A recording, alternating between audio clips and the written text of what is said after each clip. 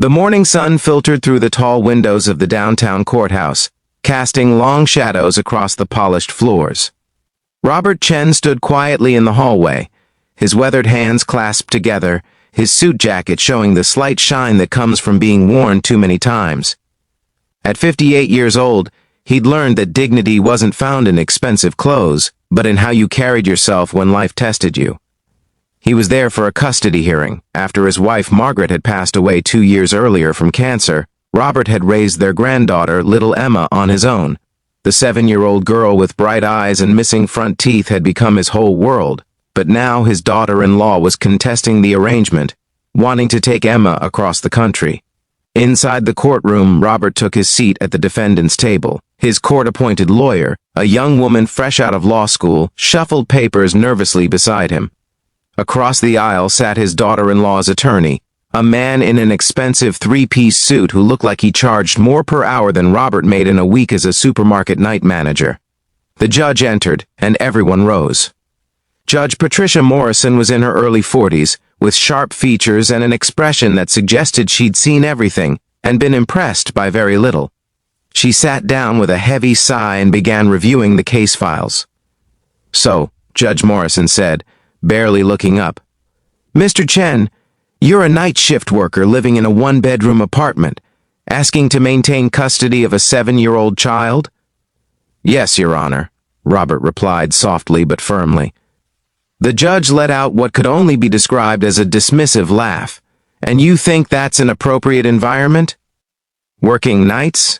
Presumably sleeping during the day when the child needs supervision?" Robert felt heat rise to his face, but he kept his voice steady. "Your Honor, Emma goes to school during the day. I sleep while she's in class, and I'm awake every afternoon when she comes home. We do homework together, we have dinner together, and I tuck her into bed every single night before I leave for work. My neighbor, Mrs. Kowalski, stays in the apartment while Emma sleeps." Judge Morrison waved her hand dismissively. "And what about proper educational support, cultural enrichment? A one-bedroom apartment hardly seems—" "We read together every evening," Robert interrupted gently, then apologized for speaking out of turn. "We go to the library on Saturdays. Emma takes piano lessons that I pay for by working extra shifts. We may not have much space, but we have love, and we have routine, and we have each other." The judge smirked, making a note on her pad. "How touching. And tell me, Mr. Chen, what happens when you can't work those extra shifts anymore? You're not a young man." The opposing attorney seized the moment. "Your Honor, my client can provide a stable 2-parent household, a dedicated bedroom, access to private schools. Your client," Robert's young lawyer interjected, finding her courage, "abandoned this child when her son passed away. She didn't attend the funeral. She hasn't sent a birthday card in 3 years. "Objection," the other attorney shouted.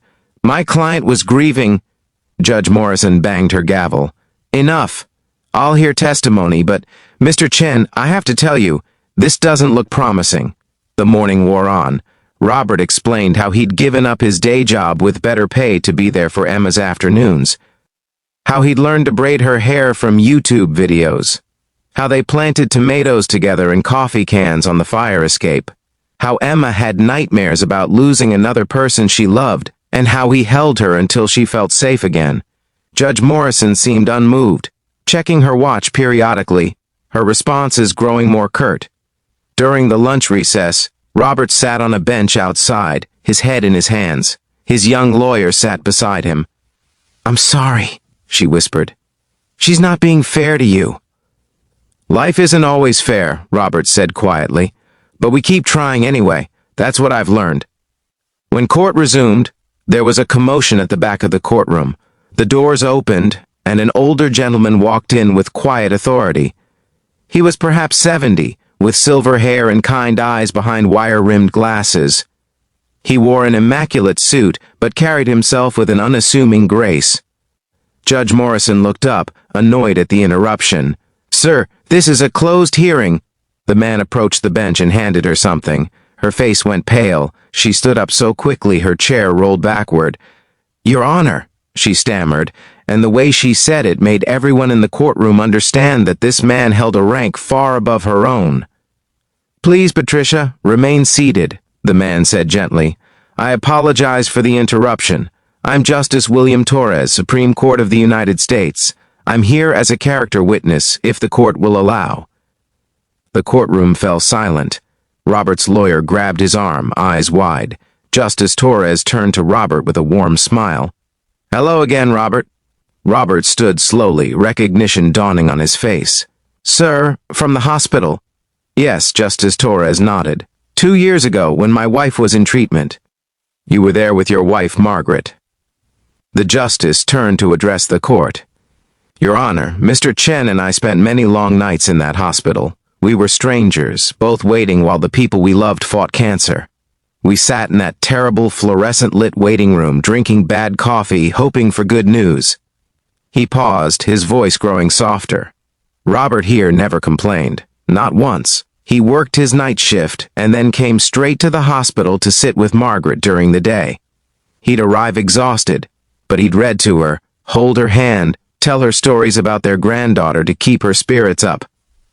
Judge Morrison had sunk into her chair, listening intently now.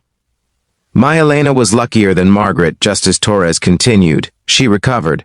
But I watched this man face the worst thing that can happen to a person with such grace and strength, and after Margaret passed, I saw him with his granddaughter at the memorial service. The way that child looked at him, I knew she was exactly where she needed to be. He pulled an envelope from his jacket pocket. I've kept in touch with the staff at Emma's school. Her teachers sent these letters. They describe a child who is thriving, who feels secure, who talks constantly about her grandfather and the life they've built together. Justice Torres walked over to Robert and placed a hand on his shoulder. I've presided over countless cases in my career. I've seen the best and worst of humanity in courtrooms across this nation, and I can tell you without hesitation that this man is one of the finest examples of love and dedication I have ever encountered. The opposing attorney looked like he wanted to sink through the floor. Judge Morrison's face had transformed from smug superiority to something approaching shame. Your Honor, Justice Torres said, you asked Mr. Chen what happens when he can't work extra shifts anymore. I'll tell you what happens. The scholarship fund I've established will ensure Emma's education through college, but more importantly, she'll continue to have the one thing no amount of money can replace. A grandfather who would sacrifice anything for her well-being. He turned back to Robert. You never asked me for help. Not once in all our conversations. You never mentioned who I was or sought any advantage. That tells me everything about your character. Robert's eyes were wet. You were just someone going through the same pain, sir. That's all that mattered, Justice Torres smiled. And that, Your Honor, is exactly why this child belongs with him.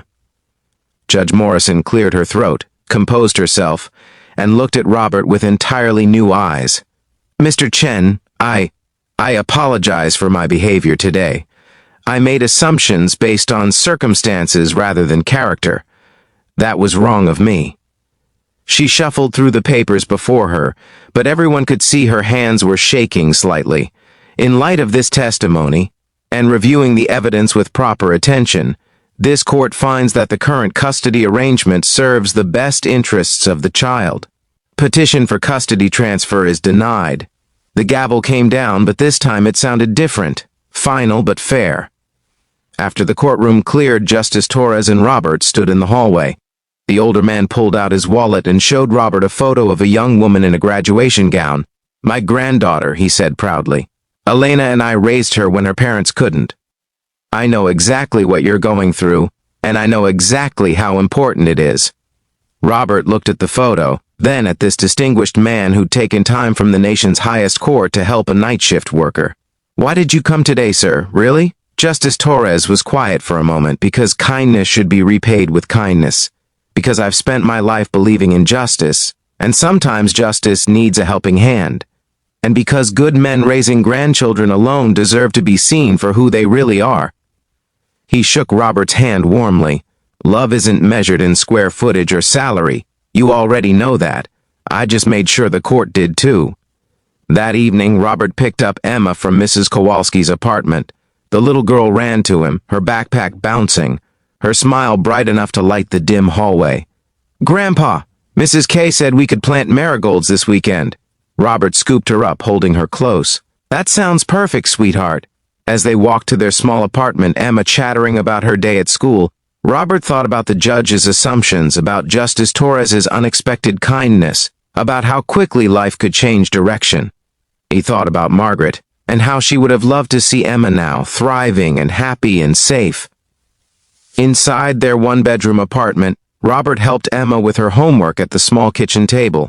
They ate the dinner he'd prepared earlier. Nothing fancy, just chicken and vegetables and rice.